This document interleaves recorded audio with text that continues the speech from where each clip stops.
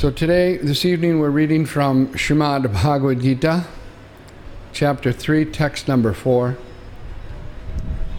It's on page 150.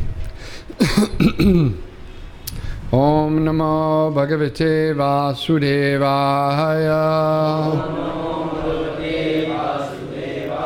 Om Namo Bhagavate Vasudevaya.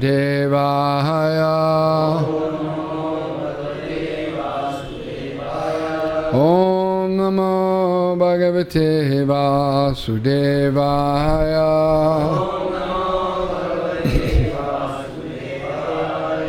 Nakarmanam anarambam.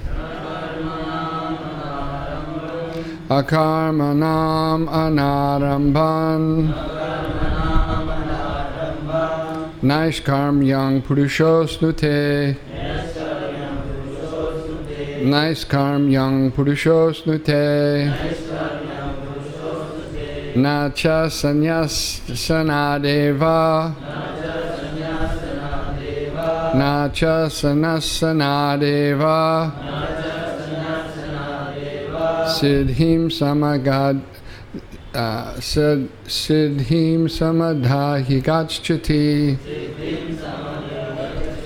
Siddhim samadhi gacchati. Nakarmanam anaramban. Naiskarmyam purushosnate. Nacha sanyasanad eva. Siddhim samadhi gacchati. Nakarmanam anaramban. Naiskarmyam purushosnate. Nacha sanyasanadeva. Siddhim samadhi gacchati.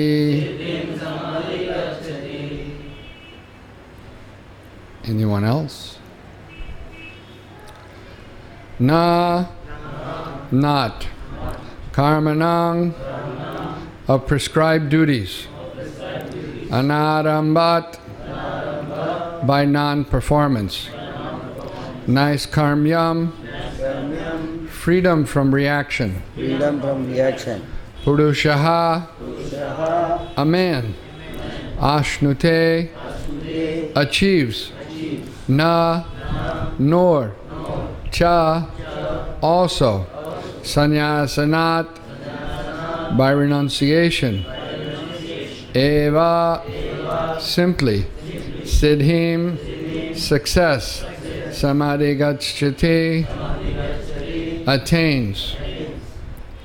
Not by merely abstaining from work can one achieve freedom from reaction, nor by renunciation alone can one attain perfection.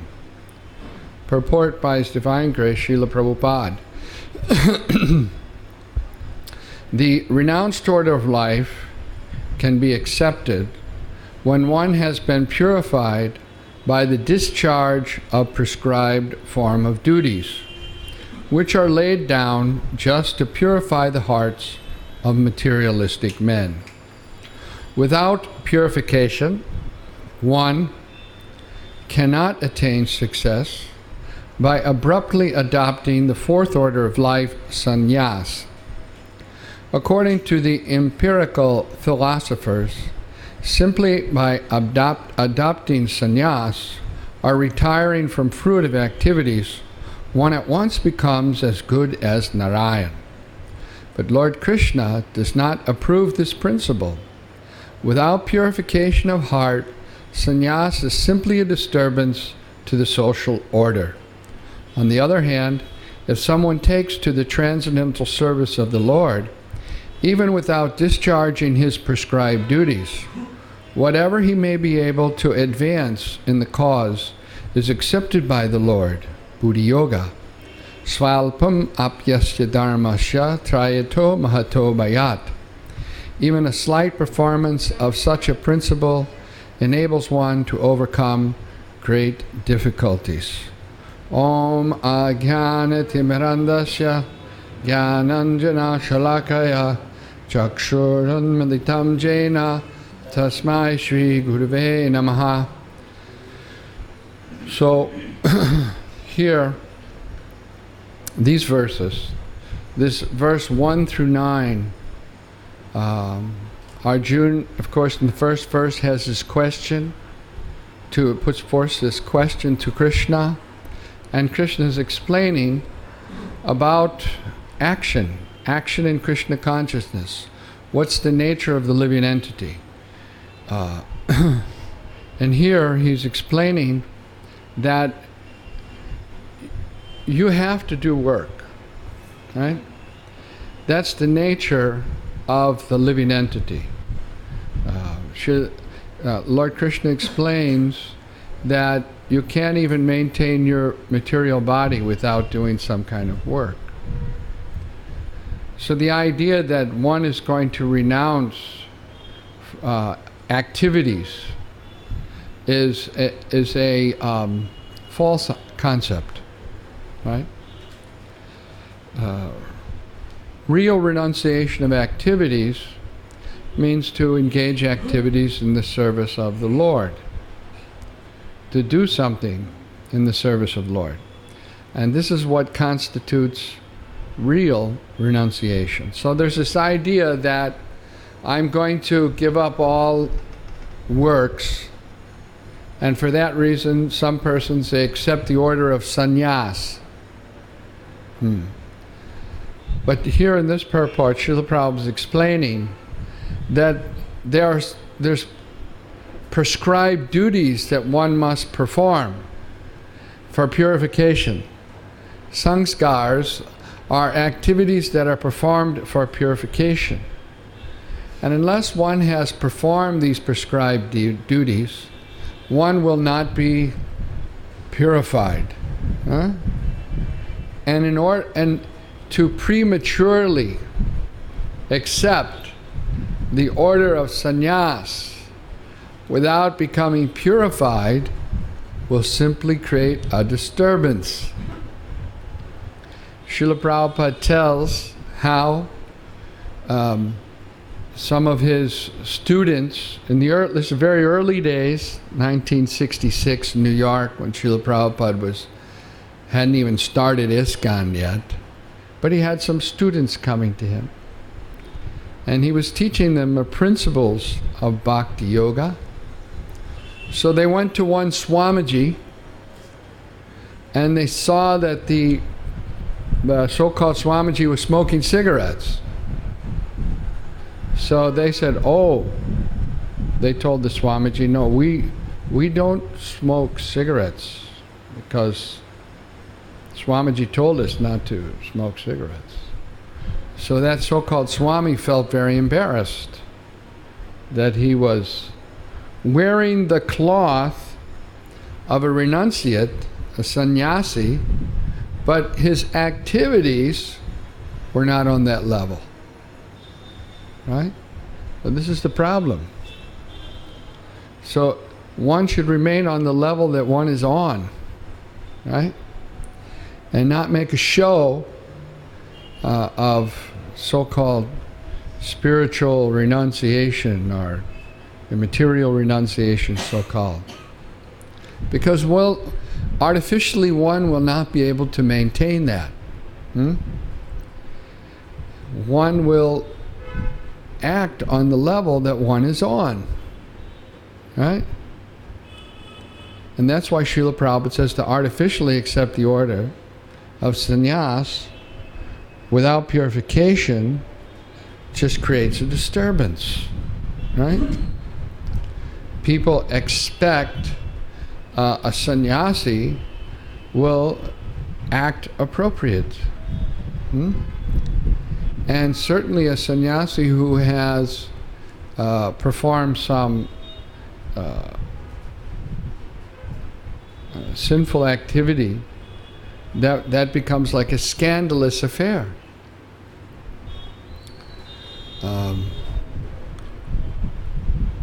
Prabhupada describes how if you have a white sheet, but there's a black spot on the white sheet, everybody notices the black spot, not the white sheet, right?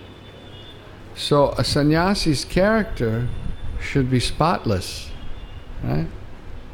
And Chaitanya Mahaprabhu, as a sannyasi, many times made this point about how the character of a sannyasi should be, and that's why he refused to even meet Maharaj Prataparudra, the king of Orissa, who was a very actual great devotee of Lord Jagannath. But when the devotees approached Lord Chaitanya to meet the king, Lord Chaitanya refused, right? Because what is a king? King means dealing with money, right? Political affairs, right? Politics, materialistic activities. So therefore Chaitanya Mahaprabhu refused to meet him. He said, no, for a sannyasi it's not appropriate, right? It's not appropriate for a sannyasi to meet with women. Similarly, those persons who are involved with money and politics and women, they should also not meet with them. So he refused. And even when the devotees insisted, because the king, he was thinking that if he didn't meet Lord Chaitanya, he would end his life.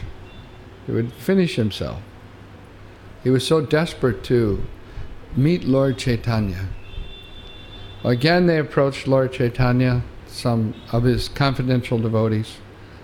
And Lord Chaitanya said, if you go on insisting, I'll leave Jagannath Puri and not come back. So then the devotees became very concerned, and they didn't bring up the topic again. But later on we see in the Chaitanya Charitamrita by Srila Krishnadas Kaviraj Goswami that actually Lord Chaitanya did meet with the king. On the Rath Yatra day, the king, in a very humble mood, came before the chariot of Lord Jagannath, and with a broom he swept the road in front of the Lord as a menial servant, right? In the stratus of society, we have different occupations, right? But generally we think the street sweeper is on the lower rung of occupations, isn't it?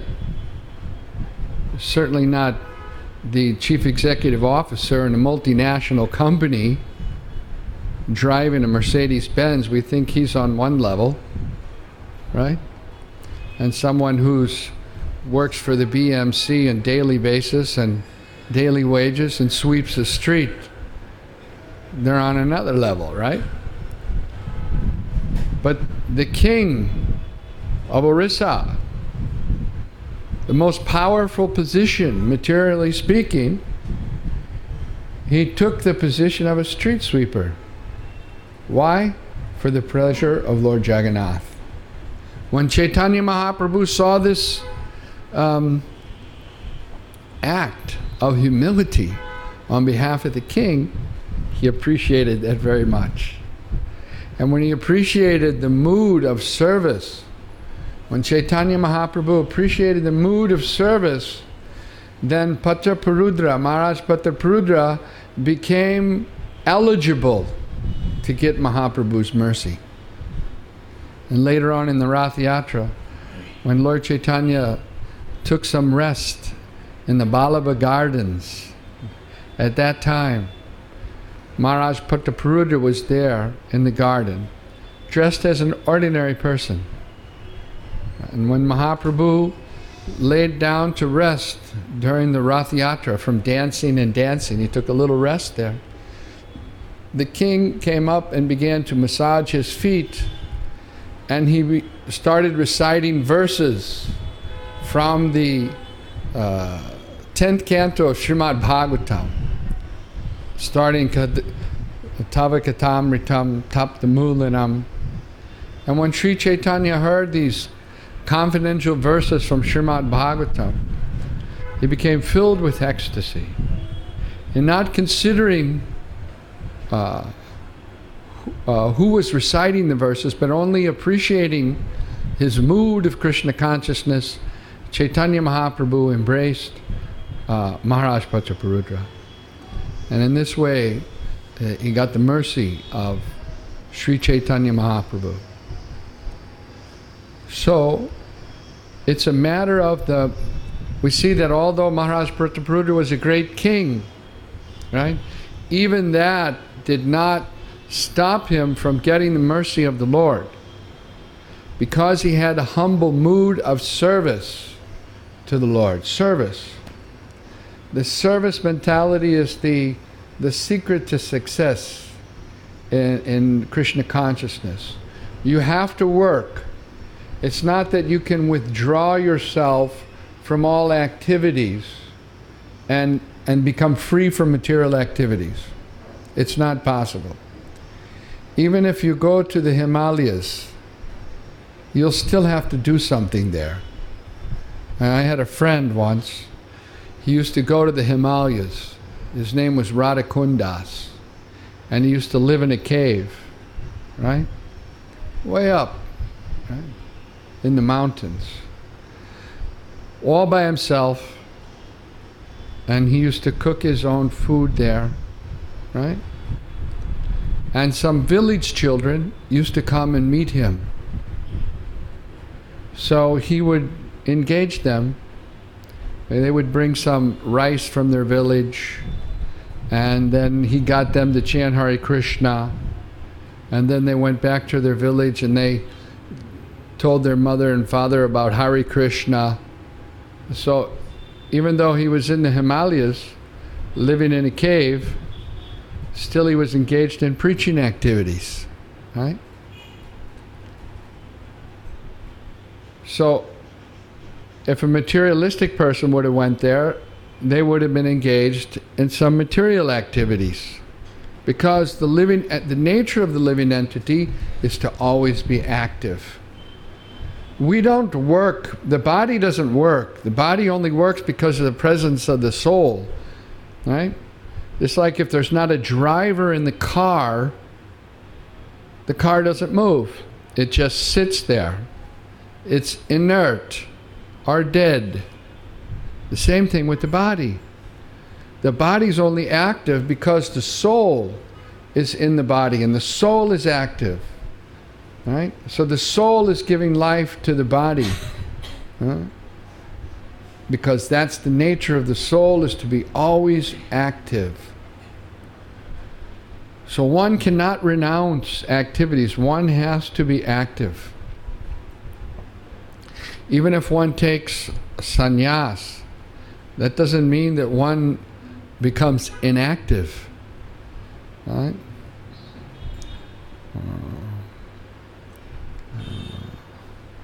So let's go on to the next verse. Text number 5. We're going to cover 3 verses today, 4, 5, and 6, if we have time. Now I'll just read the verse by myself, and then we'll go to the translation. Nahi kaschit shamang api jatu tistat yakarma krit karyate ya vasa karma sarva prakriti jayar gunai. Translation. Everyone is forced to act helplessly according to the qualities he has acquired from the modes of material nature. Therefore, no one can refrain from doing something, not even for a moment. Purport. It's not a question of embodied life, but is the nature of the soul to be always active. Without the presence of the spirit soul, the material body cannot move. Body is only a dead vehicle to be worked by the spirit soul, which is always active and cannot stop even for a moment. As such, the spirit soul has to be engaged in the good work of Krishna consciousness. Otherwise, it will be engaged in occupations dictated by the illusory energy. In contact with material energy, the spirit soul acquires material modes.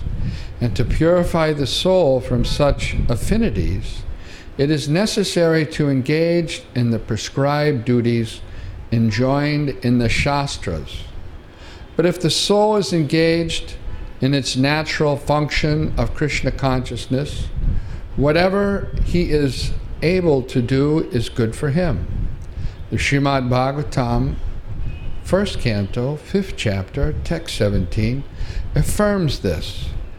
Taktva sadharmam charanam bhujam hare bhajan pakvo tatpate tato jadi yatra kvava bhadram abhudamushakim kovarta apto bhajatam swadharmataha. If someone takes to Krishna consciousness, even though he may not follow the prescribed duties in the Shastras or execute the devotional service properly, and even though he may fall down from the standard, there's no loss or evil for him. But if he carries out all the injunctions for purification in the Shastras, what does it avail him if he's not Krishna conscious? So, the purificatory process is necessary for reaching this point of Krishna consciousness. Therefore, sannyas, or any purificatory process, is to help reach the ultimate goal of becoming Krishna conscious, without which everything is considered a failure. So some persons advocate that as soon as you take sannyas, you become Narayan, right? Just by dint of the fact of taking sannyas, you become Narayan. And there's some sannyasis, Mayavad sannyasis, they address each other as Om Namo Narayan when they meet each other. Right? Offering obeisances to Narayan. But this is not the conclusion of Lord Krishna. Mata parantaram nanyat kinchidasti dhananjaya mayi sarva midam proktam sutre maniganaiva. That Krishna is the highest truth. The living entities are differentiated from Krishna in the fact that they are subordinate to the Supreme Lord. They never become the Supreme Lord, although they have the same quality as Krishna. Krishna is eternal, the soul is eternal, Krishna is full of knowledge, the soul is full of knowledge, Krishna is full of bliss, and the soul in its uncontaminated condition is also full of bliss. So the same quality. But they mistake this, knowing that the soul is Satchidananda and the Supreme Lord is Satchidananda, that they become the Supreme Lord. But this is not confirmed in the Shastras. The living entity always remains the living entity, and the Supreme Lord always remains the Supreme Lord. The living entity is part and parcel of the Supreme Lord. So the idea of a person simply by renouncing so-called the world and accepting the fourth order of sannyas becomes Narayan is false. And we see that because such persons, although they take the order of sannyas, because they must do activities, we see that they engage in social welfare activities, like opening hospitals, helping the poor, having eye camps, and they do these in the name of, Manava Seva is Madhava Seva. Service to man is service to God, right? But service to Madhava is service to Madhava, and service to man is service to man. It's two different things. Man automatically becomes satisfied by service to Krishna. And this is explained very clearly in Srimad Bhagavatam, that if you want to supply water to the tree, and and you try to put water on each and every leaf of the tree and each and every twig of the tree, what's going to happen? The tree is going to dry up. But if you supply water to the root of the tree, then what happens? Each and every leaf, each and every twig gets the supply of water, is it not? So Lord Krishna is the root of all existence. Nityo Nityanam Chaitanas Chaitananam. He is the source of all the living entities, and He's supplying them their requirements. So when the living entity acts for the service of Krishna, then automatically that service and the pleasure of Krishna is experienced by everyone. So Krishna consciousness means to be engaged in the service of Krishna. We have to act, and we have to, there's no question of not being engaged, but our activity should be for purification. We act for purification. What do we need to become purified of? What does it mean, purification? Purification first has to happen in consciousness. Our consciousness has to become purified. Our consciousness is now conditioned, and that conditioned consciousness is that I think I am this body, and I think I can enjoy this body, and this is this conception of I and mine, right? So by the purifying process of Krishna consciousness, which begins by chanting Hare Krishna, Hare Krishna, Krishna Krishna, Hare Ram, Ram, Hare. Gradually one understands, I'm not this body. Nirmama, nothing belongs to me. Everything belongs to Krishna. Right? This is a purified consciousness. Right? So gradually, by executing Krishna consciousness, one can develop this mentality. Now, in the Vedic scriptures, there are various duties that are prescribed for the living entity in this world. Various obligations are there because we've come into this world and we're taking advantage of various things that are being supplied, like air, right? Water, light. Okay? We have an obligation to the demigods that are supplying these things. We are born in a particular family, right? And our parents raised us, so we have an obligation to parents, right? And we learnt so many things. We passed the 12 standards, so we have an obligation to the teachers who taught us, is it not? Right? So many obligations are there, and these are all mentioned in the Vedic literatures. And that one should perform prescribed duties to fulfill one's obligations. Therefore, householders are recommended to perform in the house the 5 types of sacrifice. Now, what this Bhagavatam verse that was quoted here is saying that if one executes Krishna consciousness, right, to the best of one's capacity, but doesn't completely fulfill or complete the purificatory process, still there's no loss. You don't lose anything.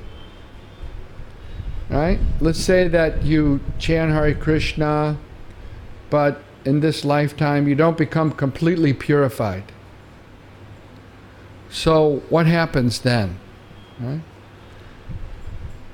Well, you'll get another opportunity in your next life to continue your chanting and to continue your devotional service. Right? Krishna says this. A yoga brahmana, he gets birth in a Krishna conscious family, or in the family of well-to-do persons. The idea there is that if you take birth in a well-to-do family, you don't have to worry about struggling for the daily existence, and you'll have time to execute Krishna consciousness. Hopefully. So this is the idea, right? But someone who is engaged in fulfilling their prescribed duties and their obligations, but at the end of the day, if they don't become Krishna consciousness, if they don't come to Krishna consciousness, it's all for naught. There's no value to it. You understand? Whereas a person who has tried to become Krishna conscious, but maybe not perfect at it, there's no loss for that person. Right? Because in a material sense, unless you complete something, you don't get any benefit from it.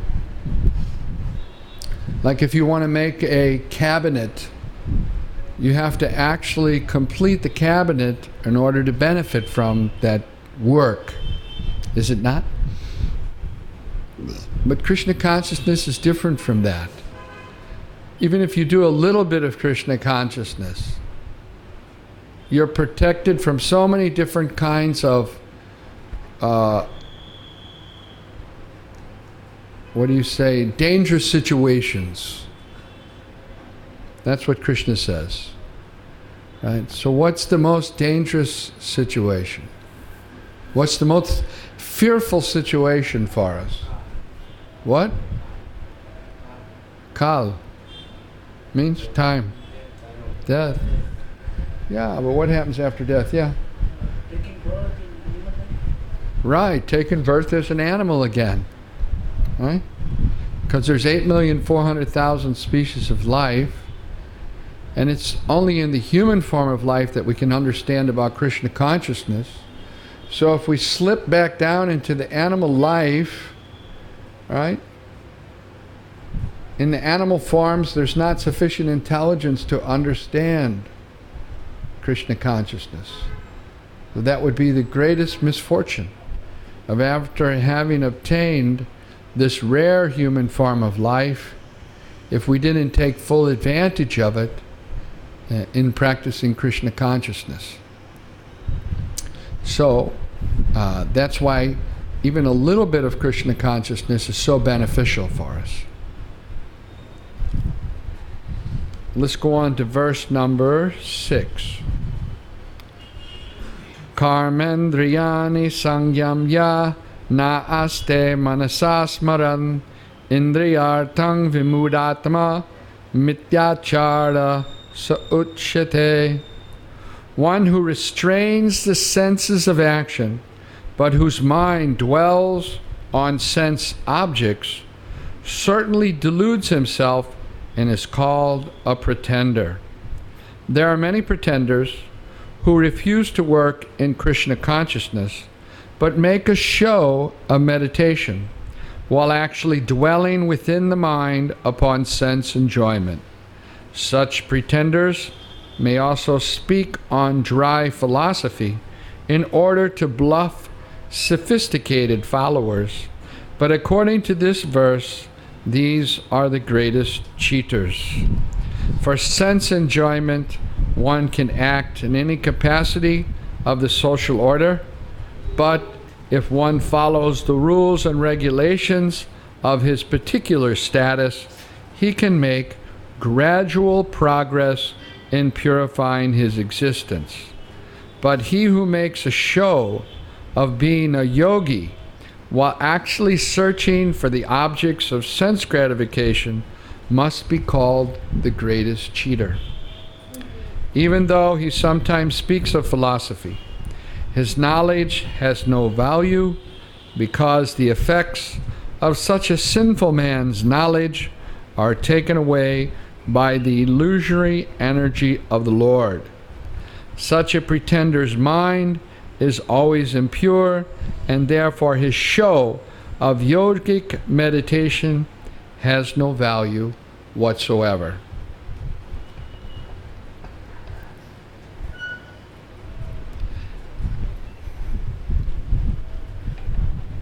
I remember when I was a new devotee in St. Louis Temple, there was a Sunday feast program. So many hippies would come to the Sunday feast program, and they would chant Hare Krishna, listen to the philosophy, and take prasadam. So there was this one person who would regularly come to the Sunday feast program, and besides, chanting and taking prasadam, he was always looking for girls that he could become friends with, at the Sunday feast. So this purport reminds me of that. Although he was coming to the temple and chanting, at the same time his mind was wandering, looking for the opposite sex, right? So Srila Prabhupada mentions that many times persons, they make a show of spiritual life, but their mind is somewhere else, right?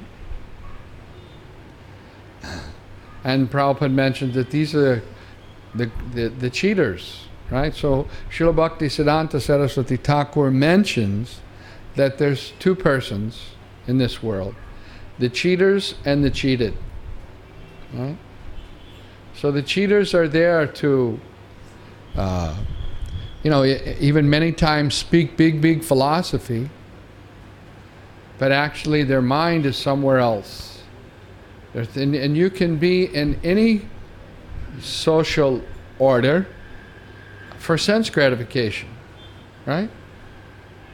Even the so-called sannyasis, so-called spiritual leaders, if they're not rendering service to Krishna, then they're in it for something else. And that can be having many number of followers, right? Having vast wealth, Yes, vast wealth. If you work your whole life as a teacher, right? With the salary you get as a teacher, at the end of your career, 15, 20 years, you maybe can save 10, 20 lakhs of rupees as a,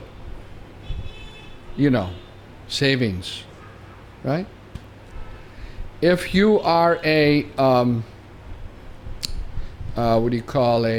software engineer, with your salary, 20 years of service, you could probably save about, I'm just, estimating here, about maybe 50 lakhs as a savings, right? Now, if you're a politician, I'm saying a regular type politician, even though their salary's not much, if they serve 2 terms, like 8 years, they'll save 10, 15 crores of rupees, right? So why are you struggling to become engineers anyway? It's peanuts, right? But if you become a bogus sannyasi, thousands of crores, properties worth, thousands of crores. So think carefully about your career choices.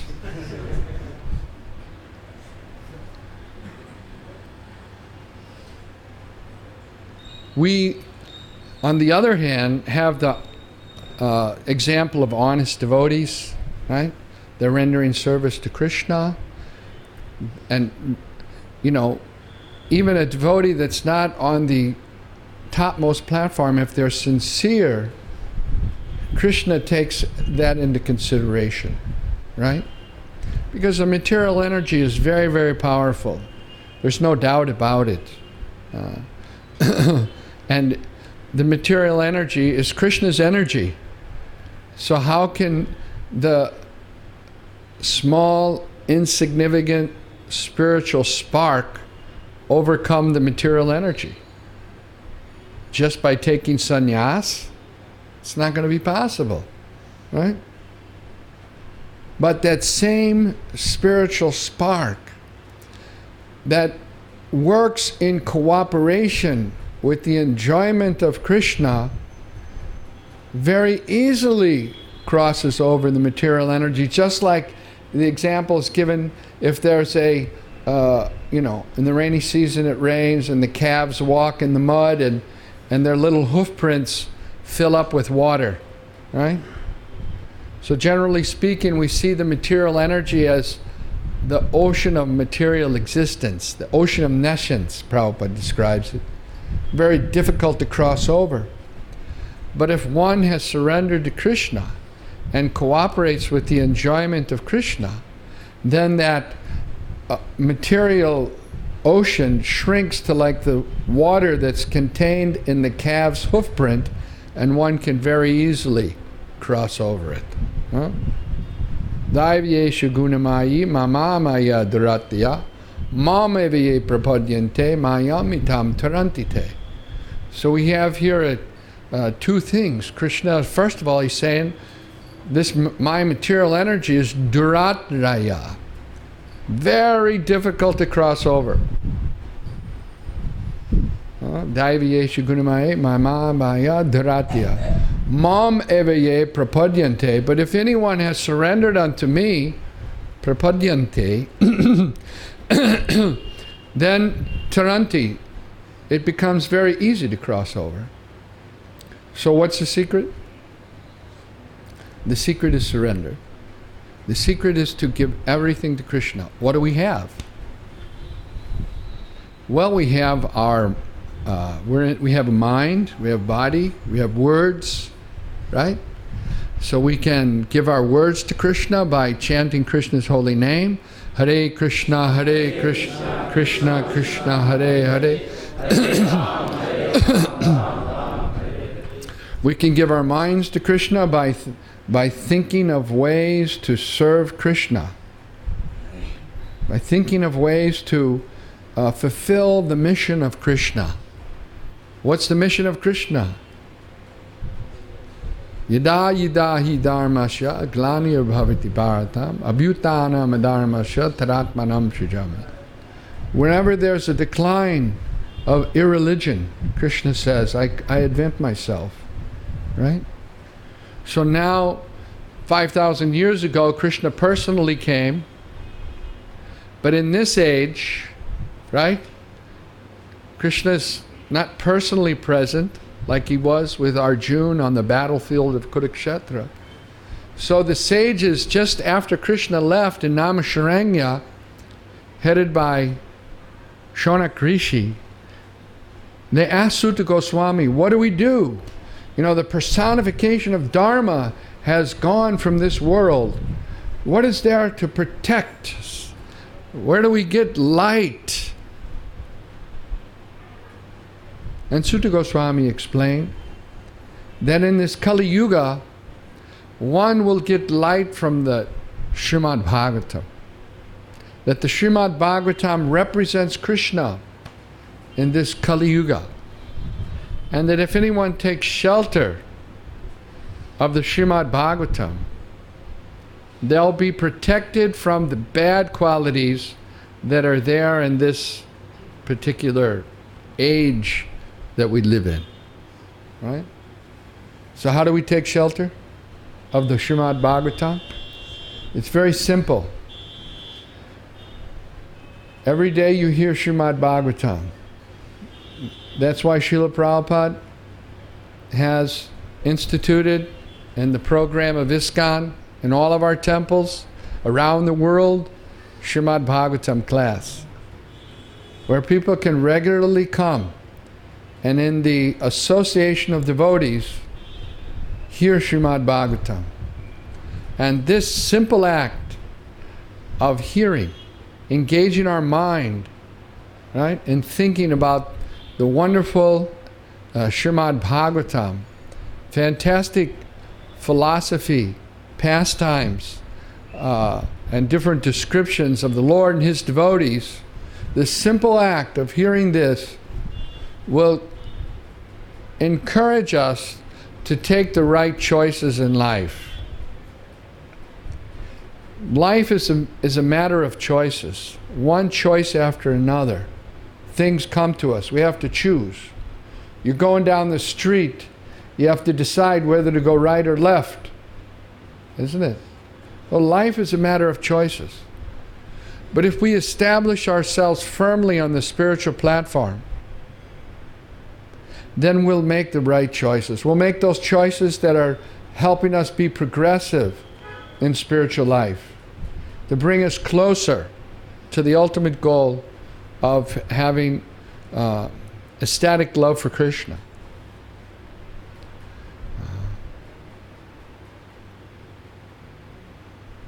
Again, we work not so much with our bodies, but we work with our minds. We decide to do something, and then we actually do it, right? But first we engage the mind in thinking, feeling, willing to do something. And then the body automatically acts. So if we keep our minds fixed in Krishna, specifically by hearing the message of Srimad Bhagavatam, the body will automatically act for the pleasure of Krishna. Right? And if we hear regularly, then we can also speak. Right? So it's a simple thing. You don't necessarily have to live in a temple. You may live with your family, but you can hear Srimad Bhagavatam amongst your family members. Right? So using our words, engaging our minds, and then our bodies. Right? We see the example of Maharaj Ambarish. Although he was emperor of the whole world, and you can imagine what kind of responsibilities that is, being emperor of the whole world. But Maharaj Ambarish used all of his bodily limbs in the service of Krishna. He used his arms in cleaning the temple. He used his legs in walking to the temple. He bowed his head down before the deities, right? And first and foremost, Savai Mana Krishna Pradara Vindayo, he kept his mind fixed at the lotus feet of the Lord. So if we follow this, then it'll be possible for us to be, as the lotus flower is on the water, but it's not touched by the water. In the same way, we can be in the material world, but because our activities are for the pleasure of Krishna, we won't be in the material world. This is the great science of Krishna consciousness, the secret of Krishna consciousness, and it's a huge benefit for that's available by association with devotees. One can attain that benefit. That's why Srila Prabhupada started this International Society for Krishna Consciousness. Do we have any questions tonight?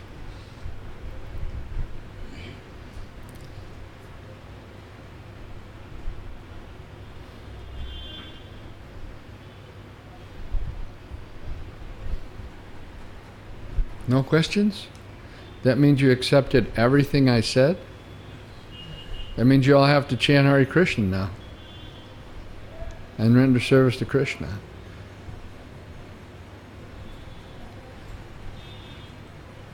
All right. Thank you very much. Srimad Bhagavad Gita ki jai. Srila Prabhupada ki jai. Shri Chaitanya Mahaprabhu ki jai. Nitai Gaur Premanandi Hari Hari Bol.